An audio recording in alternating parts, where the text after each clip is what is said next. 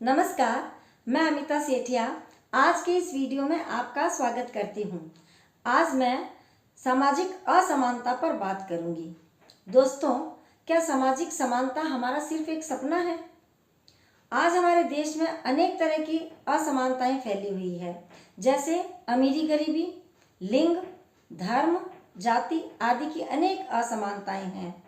तो सामाजिक असमानता को क्या बदला जा सकता है, या हमारा सिर्फ ये सपना है, या फिर किताबों में समानता की बातें, जो सुंदर बातें लिखी हुई है, वो अच्छी लगती है खाली पढ़ने में? तो आइए आज इन सवालों का हम जवाब ढूंढेंगे। तो बने रहिए इस वीडियो में मेरे साथ। सबसे पहले हमें यह समझना होगा कि सामाजिक समानता क्या है।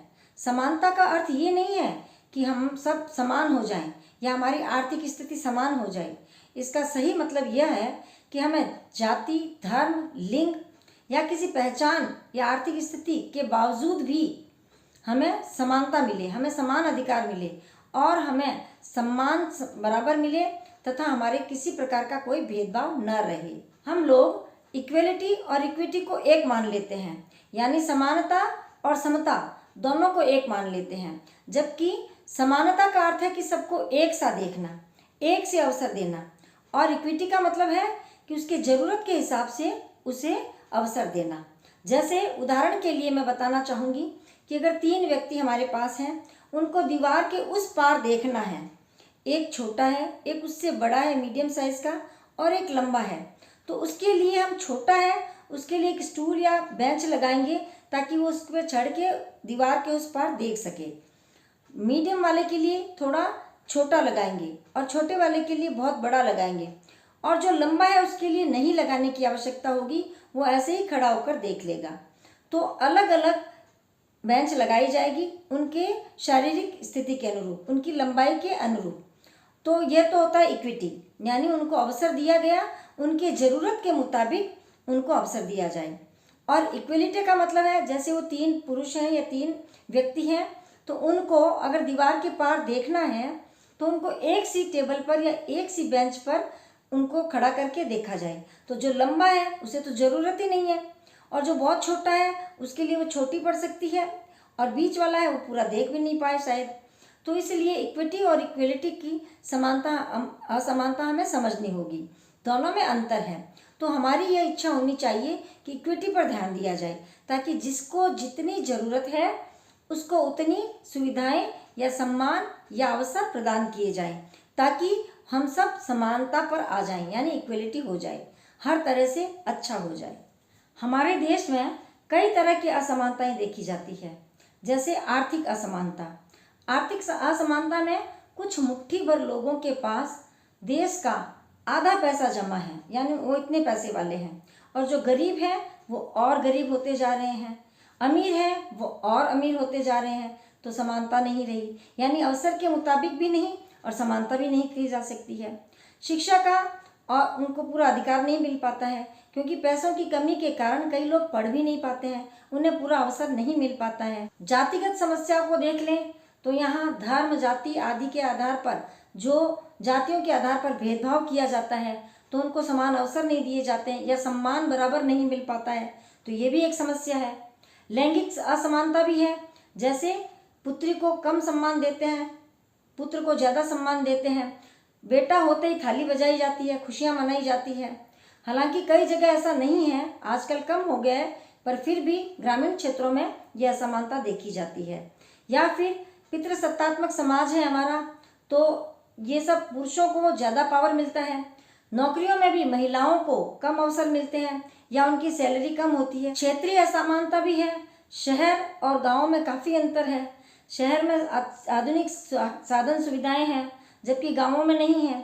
अच्छी प्रॉपर सड़कें नहीं हैं, पानी बिजली की पूरी व्यवस्था नहीं होती है। शहर में ऐसा होता है, आने जाने का साधन, कम्युनिकेशन जो होता है वो भी नहीं हो पाता है। तो गांव और शहर में काफ़ी अंतर है। पढ़ने के स्टैंडर्ड में भी स्कूलें अच्छी अच्छी है शहर में, जबकि गांव में इतनी नहीं है। या फिर सरकारी स्कूलें हैं जिनमें इतनी साधन सुविधाएं नहीं हैं। तो इस प्रकार की असमानताएं हमें देखने को मिलती हैं। ये असमानताओं का कारण क्या है? हर कार्य को देखने के लिए कार्य के पीछे कोई कारण होता है, तो हमें कारण ढूंढना होगा, तभी हम उसका समाधान कर पाएंगे। यानी वंश के आधार पर जातियों का भेदभाव करा जा रहा है, जिससे लोगों में असमानताएं फैली हुई है। हालांकि आजकल बहुत कुछ मिट गई है, पर फिर भी जो ऐतिहासिक दृष्टि से चल रही है, ऐतिहासिक जो असमानताएं चल रही हैं, तो जातिगत असमानताएं उसको आज भी भोगना पड़ रहा है। आर्थिक असमानता भी एक कारण है। लोगों के पास पर्याप्त एक समान पैसा नहीं है, तो पैसे वाला तो सब साधन सुविधाएं कर सकता है, लेकिन जो गरीब है उसके खाने को रोटी भी नहीं है। इसी प्रकार से लोगों में शिक्षा का भी पूरा प्रचार प्रसार नहीं है। कई लोग शिक्षित हो गए हैं, लेकिन गाँव में आज भी लोग पूरे शिक्षित नहीं हो पा रहे हैं, तो शिक्षा की कमी भी एक कारण है। जागरूकता भी कमी है लोगों में, सामाजिकता में जागरूकता नहीं है लोगों की, जो समाज में अवेयरनेस होना चाहिए वो नहीं है, तो वो भी एक कारण है। या फिर कई तरह की असमानताएं हैं जिसको लेकर ये सामाजिक असमानताएं फैली हुई है। राजनीति की भी असमानता है, क्योंकि लोगों में राजनीतिक जागरूकता नहीं है, वे राजनीति का सही अर्थ नहीं समझते हैं। इलेक्शन होता है तो प्रभाव से वो अपना जातिगत प्रभाव या धार्मिक प्रभाव से वोट डाल देते हैं, सही नेता नहीं चुन पाते हैं, जिससे ये जो हमारे कानून बनते हैं या फिर जो समानताएं हैं वो असमानताएं में बदल जाती है। यानी नेतृत्व शक्ति भी हमें अच्छी मिलनी चाहिए, तो उसके लिए जनता को, समाज को जागरूक होना पड़ेगा। तो इन समानताओं असमानताओं को समानताओं में बदलने के लिए हमें ही प्रयास करना पड़ेगा, दूसरा कोई नहीं आएगा। इसके लिए हमें शिक्षित होना पड़ेगा, शिक्षा के प्रति जागरूक होना पड़ेगा, समाज में क्या हो रहा है उसके लिए अवेयरनेस रखना पड़ेगा, चारों तरफ हमें दौड़ाना पड़ेगा हमारी नज़रों को कि क्या होना चाहिए और क्या नहीं। गलत हो रहा है तो उसके विरुद्ध में आवाज़ उठानी चाहिए, उसके विरोध में कुछ कार्य करना चाहिए, ताकि गलत करने की किसी की हिम्मत ना हो। और आर्थिक समानताएं की भी बात करनी चाहिए कि हमें किस तरह से आर्थिक समानता मिल सकती है, हमारी ज़रूरतें कहाँ हैं, क्या हमें लेना चाहिए, और किस तरह से हमें समाज को एक अच्छा वातावरण देना चाहिए। समाज सुधारकों ने इस सामाजिक असमानता को मिटाने के लिए काफ़ी प्रयास किए हैं, समय समय पर राष्ट्रीय और अंतर्राष्ट्रीय स्तर पर। जैसे महात्मा गांधी यानी बापू ने हमारे देश में समानता लाने के लिए काफ़ी प्रयास किए, तो नेल्सन मंडेला ने काफ़ी प्रयास किए। इसी प्रकार से मार्टिन लूथर आदि कई समाज सुधारक और विचारक हुए हैं, जिन्होंने समाज को सुधारने के लिए, बराबर स्तर पर लाने के लिए, सबको ऊंचा उठाने के लिए, एक सुंदर समाज की रचना करने के लिए समय समय पर प्रयास किए हैं, और आज भी करने चाहिए। हम सबको मिलकर करने चाहिए। हम भी इंसान हैं, वो भी इंसान थे, उन्होंने किया है, तो हमें भी उनके पद चिन्हों पर चलते हुए सामाजिक समानता को लाने का पूरा प्रयास करना चाहिए, तभी सुंदर समाज की रचना हो सकेगी। महात्मा गांधी ने सामाजिक असमानता को मिटाने के लिए मुख्य रूप से भारत में कई प्रयास किए। भारत में उन्होंने जातिगत भेदभाव जैसे अस्पृश्यता, लैंगिक असमानता, गरीबी जैसी सामाजिक बुराइयों को दूर करने के लिए अथक प्रयास किए।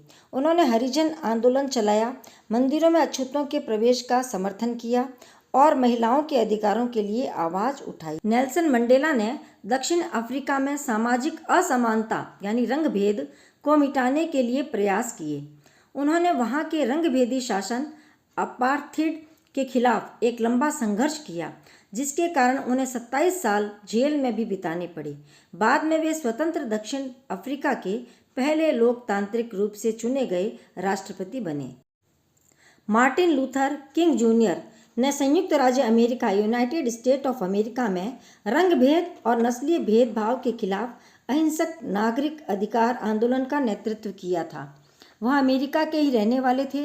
उनका जन्म 1929 में अटलांटा, जॉर्जिया, अमेरिका में हुआ था। इन सामाजिक असमानताओं के कारण लोगों में मानसिक तनाव है, शिक्षा नहीं मिल पाती है और सही दिशा निर्देश नहीं मिल पाता है, तथा क्राइम भी बढ़ता है। लोग जब असंतुष्ट होते हैं तो वे अपना गलत कार्य करने में मजबूर हो जाते हैं, तो वो भी समाज के लिए घातक है। शिक्षा में भी हमें जागरूक होना चाहिए, शिक्षित स्तर भी बढ़ जाना चाहिए, मानसिक संतुलन सही रहना चाहिए। तो इस तरह से कई कारण और कई उपाय हैं जिससे हम अपनी सामाजिक असमानता को मिटा सकते हैं और एक सुंदर समाज की रचना कर सकते हैं। धन्यवाद।